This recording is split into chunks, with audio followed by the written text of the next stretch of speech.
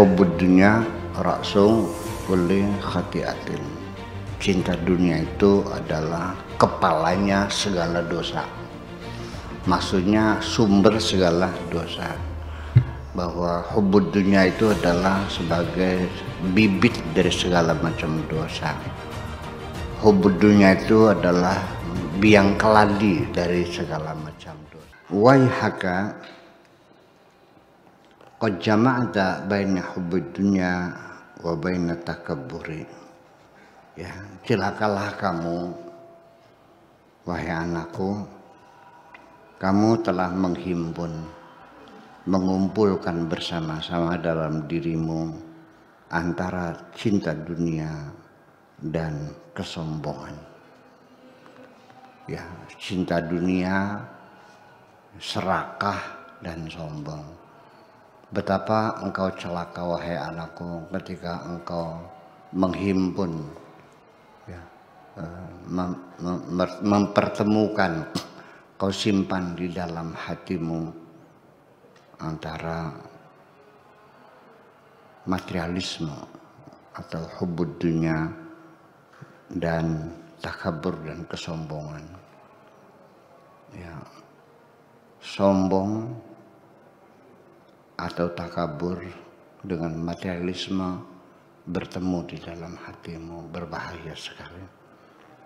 Wahadani hislatani, kedua sifat, kedua emosi semacam itu, antara pemahaman materialisme, pikiran materialisme dan kesombongan hatimu adalah dua sifat yang sangat berbahaya.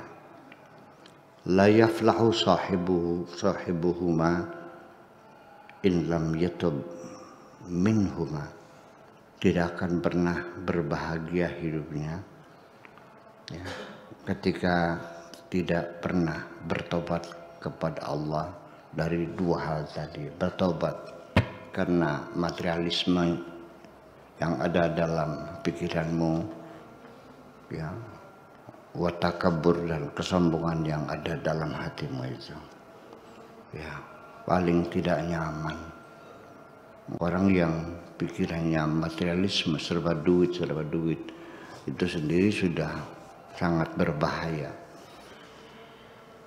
Artinya bahwa hubbud dunya yang diibaratkan oleh Nabi Isa sebagai ra'su kulli khati'atin, hubbud dunya ra'su kulli khati'atin. Cinta dunia itu adalah kepalanya segala dosa. Maksudnya sumber segala dosa. Bahwa hubbud dunya itu adalah sebagai bibit dari segala macam dosa. Hubbud dunya itu adalah biang keladi dari segala macam dosa. Maksudnya cinta dunia ini adalah paham materialisme. Bukan sekedar orang senang dunia, tapi dunia atau harta kekayaan menjadi tolok ukur satu-satunya ketika engkau menilai apapun. Ketika menghormati teman juga, kalau kaya kamu hormati, kalau miskin ya. Kalau yang datang tamunya orang kaya, kau suruh masuk dari pintu depan dan kau berikan segala macam kue yang enak-enak. Minumannya juga suruh milih. Unjukanipun nopo, Pak Haji, unjukanipun nopo, minumannya apa? Teh tubruk, kopi, susu, jus, ya, semua ditawarin. Biskuit yang enak-enak dari Australia kau suguhkan karena tamunya orang kaya. Ketika tamunya itu buruh tani bitarmi, masuknya dari mana? Dari belakang, pintu dapur kok. Duduknya juga boro-boro disorongkan kursinya, suruh duduk di jengkok, ya. Jengkok itu tempat duduk kecil tuh ya, yang terbuat dari kayu biasa gitu. Itu pun suruh nyari sendiri lagi. Ketika mencari menantu juga menantu yang kaya. Dan ketika engkau menghormati orang juga karena kekayaannya kok. Jadi semua nilai-nilai kesalehan, nilai-nilai kebaikan semuanya dijungkir balikan hanya dengan standar materi. Saya juga diperlakukan seperti itu kok di masyarakat. Bukan katanya, saya juga diperlakukan oleh masyarakat, oleh orang-orang yang pikirannya berdasarkan materialisme. Saya diperlakukan sesuai dengan pikiran mereka. Ketika masuk restoran, saya bawa mobil Kijang yang bak tuh, ya, yang sudah bodol tuh tahun 80-an. Iya, masuk restoran ya, masuk sendiri, duduk sendiri, ngambil sendiri, makan sendiri. Tapi ketika saya pakai mobil yang bagus, pintunya disorongkan kok, dibuka, kursinya disorongkan. Ya, airnya diantarkan. Sangat dihormati sekali ketika mobil saya bagus. Ya kenapa?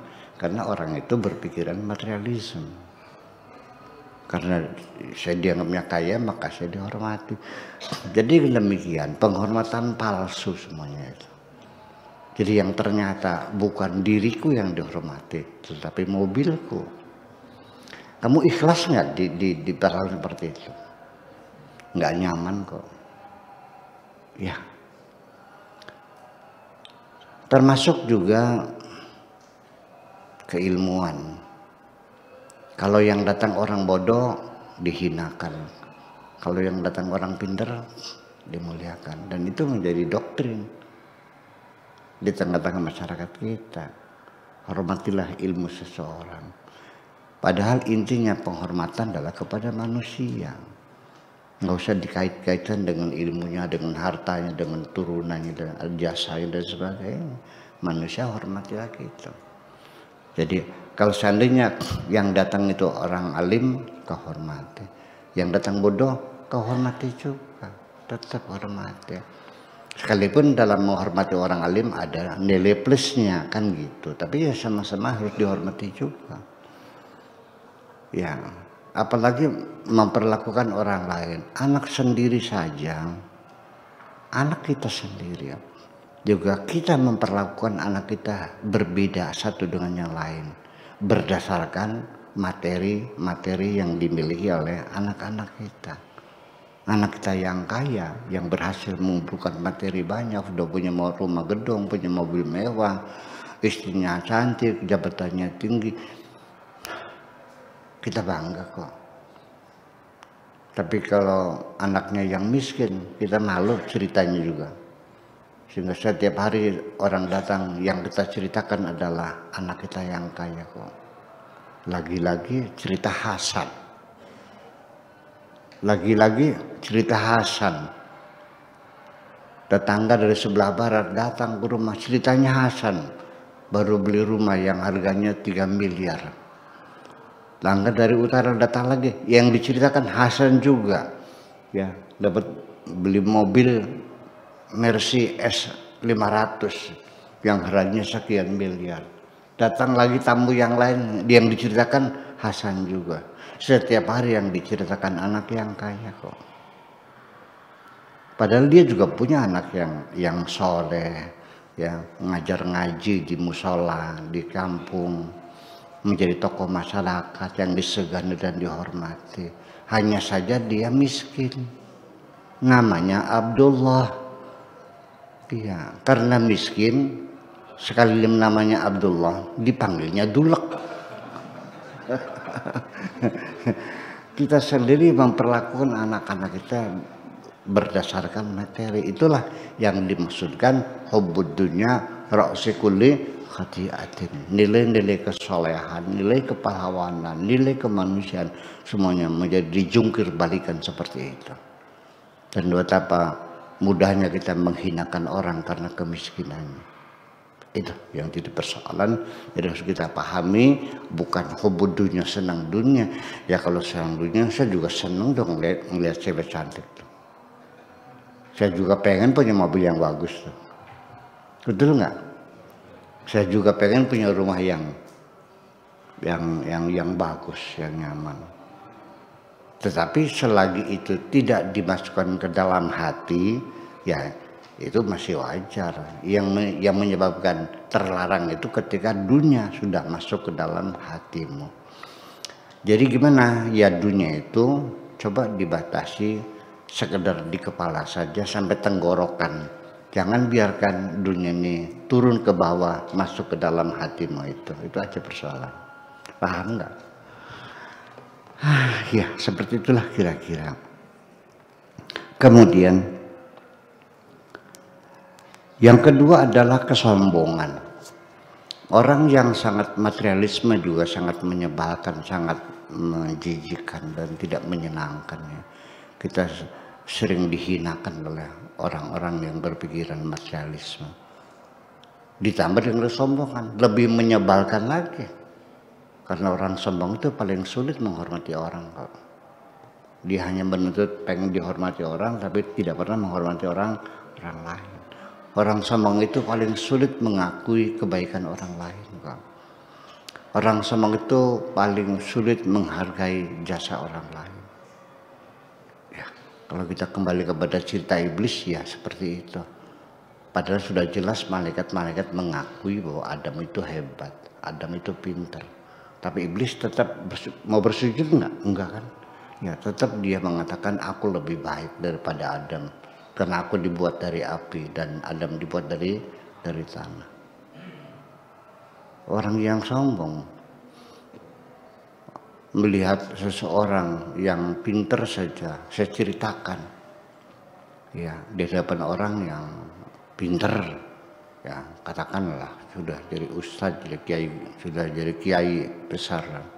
Ketika saya menyanjung anak santri saya yang pintar ngaji, atau ketika saya menyanjung orang yang pinter ya, itu dia nggak suka kok. Lah tahu modalnya kok. Ya anak baru kemarin. Ya kita cerita tetangga beli mobil ya paling juga kredit.